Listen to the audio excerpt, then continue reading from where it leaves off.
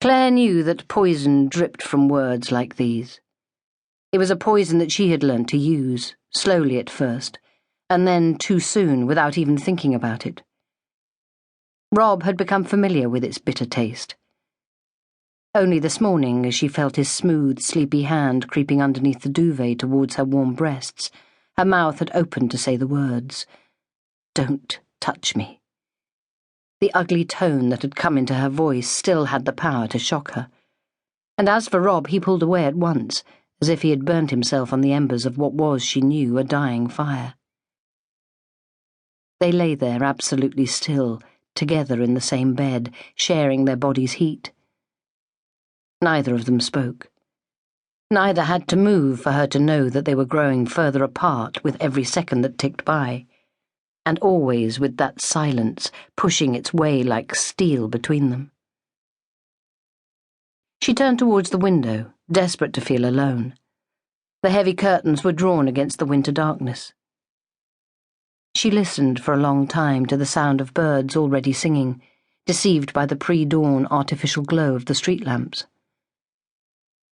When at last she felt Rob throw off the duvet and head for the shower, she thought she would be relieved. Then, too late, she wanted him to fold himself around her and blow gently against her neck and whisper stories to her of the happiness that had once been theirs.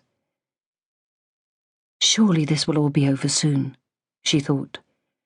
Surely he cannot endure this much longer, any more than I can. It had been easy once, this life, this marriage, back when Rob seemed to know instinctively how to stop her tears and make her laugh, and she would look at every other couple they knew and believe with absolute certainty that there was more between her and Rob than any of the rest of them would ever have. Now she barely understood herself, and he was utterly lost. She'd grown used to the dragging at the edges of her mouth, which had made her every look a frown. She couldn't remember when she had last even smiled, knowing only that she had once, effortlessly, and often enough to have the beginnings of lines around her mouth to prove it.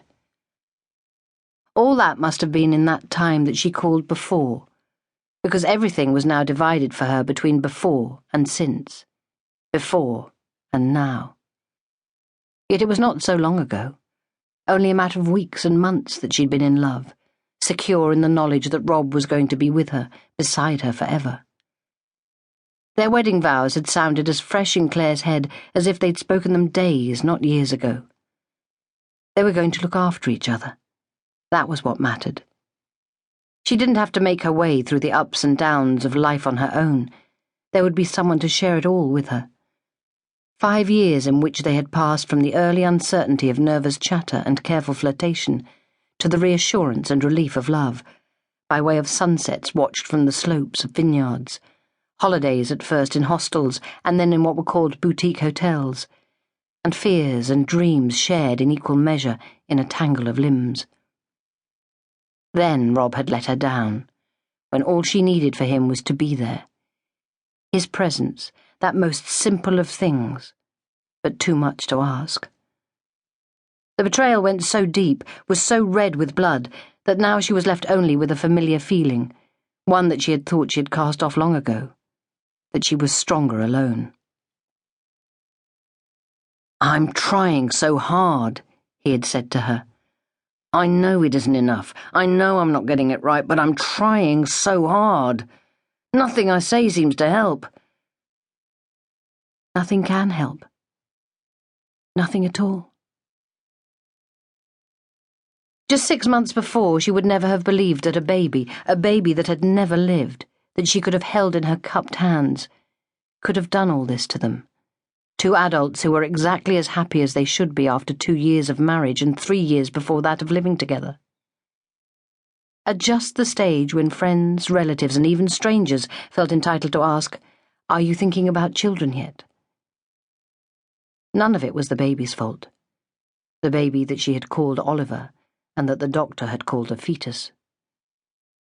Oliver had done nothing wrong. It was Rob's fault. He was to blame. He was to blame because if he wasn't to blame, then there could only be her.